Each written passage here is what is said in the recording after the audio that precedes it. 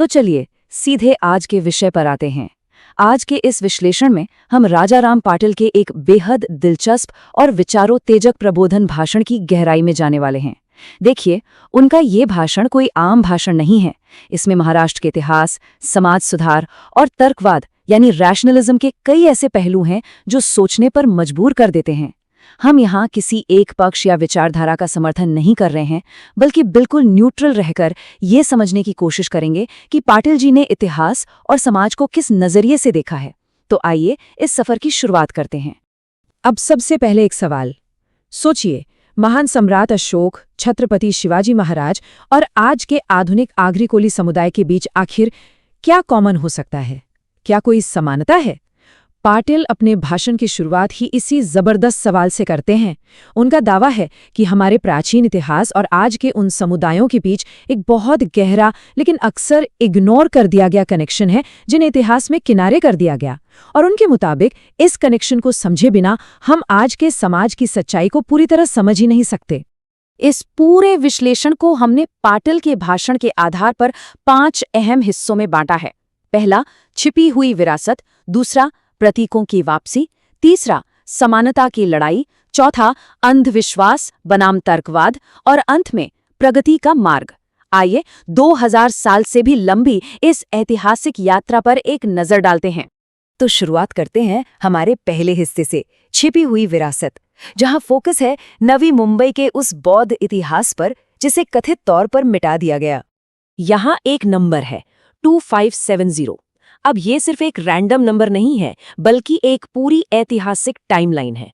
पाटिल दावा करते हैं कि नवी मुंबई के कोस्टल एरियाज यानी तटीय इलाकों में रहने वाले लोगों का सीधा ब्लड लाइन कनेक्शन कोलिय गण से है। हाँ, बिल्कुल सही सुना, ये वही कोलिय वंश है जिससे गौतम बुद्ध की माता का संबंध था। वो इन स्थानीय लोगों को सीधे 2500 साल पुराने उस ऐतिहासिक धागे से जोड़ते हैं। है ना हैरान करने वाली बात? और इसी विरासत के मिटने का वो एक बहुत ही लोकल और चुभने वाला उदाहरण देते हैं।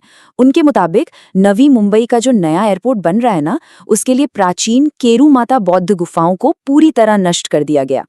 पाटिल यहाँ तर्क देते हैं कि ये गुफाएं सम्राट अशोक की विरासत और उस समय के इंटरनेशनल ट्रेड का जीता जागता सबूत थीं, लेकिन आधुनिक इंफ्रास्ट्रक्चर के नाम पर इनकी बलि चढ़ा दी गई। चलिए अब आगे बढ़ते हैं दूसरे खंड की ओर, प्रतीकों की पुनर्वापसी। इसमें छत्रपति शिवाजी महाराज और उनकी बहुजन नौसेना की बात की गई है। अब यहाँ हमें एक बहुत ही साफ कंट्रास्ट यानी विरोधाभास देखने को मिलता है। पाटिल उस दौर की धार्मिक पाबंदियों और शिवाजी महाराज की प्रैक्टिकल स्ट्रैटेजी को आमने सामने रखते हैं। सोचिए, एक तरफ वो रूढ़िवादी ग्रंथ थे जो कहते थे कि समुद्र पार करना पाप है, और दूसरी तरफ थे शिवाजी महाराज जिन्होंने इन सारे नियमों को किनारे रखा और आगरे, कोली और भंडारी जैसे बहुजन समुदायों को साथ लेकर एक बेहद ताकतवर और दुर्जेय नौसेना खड़ी कर दी। इसी बात पर पाटिल के भाषण का एक बहुत ही आक्रामक और बेबाक कोट सामने आता है। वो उस पॉपुलर नैरेटिव को सिरे से खारिज करते हैं जिसमें रामदास स्वामी जैसे रूढ़िवादी चेहरों को शिवाजी महाराज का मार्गदर्शक बताया जाता है। उनका लॉजिक बहुत सीधा है। देखिए, जिस राजा ने रूढ़िवादी नियमों को तोड़कर बहुजनों को अधिकार दिए, उनके साथ मिलकर नौसेना बनाई, उनके गुरु भला वो लोग कैसे हो सकते हैं जो खुद समुद्र यात्रा को ही पाप मानते थे? यहीं से हम पहुंचते हैं अपने तीसरे हिस्से पर, समानता की लड़ाई, जिसका दायरा भिक्खुनी संघ से लेकर हमारे भारतीय संविधान तक फैला हुआ है। इतिहास में इक्वालिटी यानी समानता के लिए हमेशा से एक संघर्ष चलता रहा है। पाटिल के एक बहुत ही दिलचस्प टाइमलाइन बनाते हैं। वो बताते हैं कि कैसे 583 ईसा पूर्व में गौतम बुद्ध ने महिलाओं के लिए भिक्खुनी संघ बनाकर उन्हें धार्मिक अधिकार दिए। फिर सदियों बाद 19वीं सदी में यही मशाल ज्योतिराव फुले और सावित्रीबाई फुले ने उठाई और महिला शिक्षा की मजबूत नींव रखी। और फाइनली 1950 में डॉक्टर बी.आर. अम्बेडकर ने हमारे संविधान के जरिए महिलाओं को संपत्ति और बराबरी के कानूनी अधिकार दिलाए। ये एक पूरी ऐतिहासिक चेन है। अब सवाल ये है कि ये समानता आज प्रैक्टिकली कैसे दिखती है। पाटिल अपने खुद के आगरी कोली समुदाय का एग्जाम्पल देते हैं। उनका कहना है कि ये ऐतिहासिक अधिकार आज भी उनके समाज में जिंदा हैं। जैसे इन परिवारों में पैसे कौड़ी का कंट्रोल अक्सर महिलाओं के हाथ में होता है। और तो और शादियों में धवलारिन के रूप में महिलाएं ही पुरोहित या पंडित का काम करती हैं, जो रूढ़िवादी व्यवस्था में बिल्कुल मना था।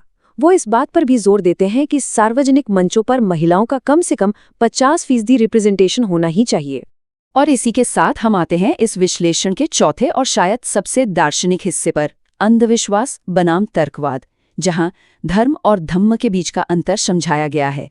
पाटिल यहाँ धर्म और धम्म के बीच एक बहुत ही गहरा वैचारिक फर्क बताते हैं। उनके अनुसार पारंपरिक धर्म अक्सर कुछ अनदेखी ईश्वरीय शक्तियों, चमत्कारों और एक ऐसी ऊंच नीच वाली व्यवस्था पर टिका होता है जहां कुछ लोग जन्म से ही श्रेष्ठ मान लिए जाते हैं। लेकिन इसके एकदम उलट वो धम्म को एक ऐसी जीवन शैली बताते हैं जो पूरी तरह से रियलिटी, आपके अपने पर्सनल एक्सपीरियंस, लॉजिक और बिना किसी भेदभाव की पूर्ण समानता पर आधारित है। इस बात को समझाने के लिए वो एक बहुत ही कमाल का और सीधा रूपक इस्तेमाल करते हैं। वो कहते हैं कि हमारा संविधान आइसक्रीम की तरह है। जी हाँ, आइसक्रीम, जो उन हाशिए के समुदायों को राहत और शीतलता देता है जिन्हें सदियों से दबाया गया। दूसरी तरफ वो कहते हैं कि दमनकारी ऐतिहासिक ग्रंथ उन जलते हुए अंगारों की तरह हैं जिनकी तपिश इन समुदायों ने सच में झेली है। उनका पॉइंट ये है कि भेदभाव कोई ऐसा विषय नहीं है जिसे सिर्फ किताबों में पढ़कर छोड़ दिया जाए। ये उन लोगों का अपना जिया हुआ कड़वा सच है। अपने इन तर्कों को एक ग्लोबल पर्सपेक्टिव देने के लिए पाटिल महान वैज्ञानिक अल्बर्ट आइंस्टाइन का हवाला देते हैं।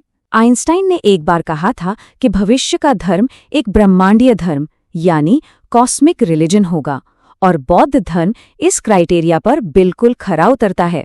पाटिल इस कोट का इस्तेमाल ये साबित करने के लिए करते हैं कि बौद्ध धर्म कोई पुराना आउटडेटेड कर्मकांड नहीं है, बल्कि एक पूरी तरह से साइंटिफिक और ग्लोबल विजन है। चलिए अब हम इस विश्लेषण के 5वें और आखिरी हिस्से की तरफ बढ़ते हैं, प्रगति का मार्ग, जो हमें कर्मकांडों से ऊपर उठकर शिक्षा को प्राथमिकता देने की बात कहता है। संसाधनों का बंटवारा ये एक ऐसा विषय है जो एक बहुत ही कड़वा सच सामने लाता है। पाटिल यहाँ एक बहुत बड़ा कॉन्ट्रास्ट दिखाते हैं। एक तरफ वो बड़े बड़े मंदिर ट्रस्टों की बात करते हैं जिनके पास लाखों एकड़ जमीन और बेहिसाब दौलत है, लेकिन उससे हाशिए पर पड़े लोगों का कोई विकास नहीं हुआ। और दूसरी तरफ वो अपने ही आगरे कोली समुदाय को आईना दिखाते हैं। वो कहते हैं कि इस समुदाय के पास अपनी नावें हैं, जमीनें हैं, लेकिन फिर भी आज तक इन्होंने एक भी IAS अधिकारी पैदा नहीं किया। इसे वो गलत प्राथमिकताओं का नतीजा मानते हैं। तो फिर असल प्रगति होगी कैसे? इसका उपाय बताते हुए पाटिल 3 बहुत ही प्रैक्टिकल कदम सुझाते हैं। पहला, महंगे कर्मकांडों और अंधभक्ति को तुरंत छोड़ देना, क्योंकि उनके मुताबिक ये सिर्फ समय और पैसे की बर्बादी है। दूसरा, बुद्ध के कालाम सूत्र से प्रेरणा लेकर एक वैज्ञानिक और तार्किक सोच अपनाना, मतलब किसी भी बात को सिर्फ इसलिए मत मान लीजिए क्योंकि वो सदियों से चली आ रही परंपरा है। और तीसरा, सबसे अहम कदम, अपना पूरा फोकस, अपनी पूरी एनर्जी सिर्फ शिक्षा और अपने संवैधानिक अधिकारों को समझने पर लगाना। और इसी के साथ हम आज के इस विश्लेषण के बिल्कुल अंत में आ गए हैं। राजाराम पाटिल का ये भाषण सिर्फ इतिहास का कोई बोरिंग सा लेक्चर नहीं है, ये आज के समय को एक चुनौती देने का प्रयास है। वो बार बार यही याद दिलाते हैं कि जब तक समाज अपने असली इतिहास को नहीं पहचानेगा और अंधविश्वास छोड़कर लॉजिक को नहीं अपनाएगा, तब तक सच्ची तरक्की हो ही नहीं सकती। तो जाते जाते एक अहम सवाल, क्या इतिहास की ये नई समझ और साइंटिफिक अप्रोच सच में हाशिए के समुदायों के भविष्य को एक नई और बेहतर दिशा दे सकती है? इस विचारोत्तेजक सवाल के साथ हम आज की चर्चा यहीं खत्म करते हैं। हमारे साथ जुड़ने के लिए बहुत बहुत धन्यवाद, और हाँ, सीखते रहिए।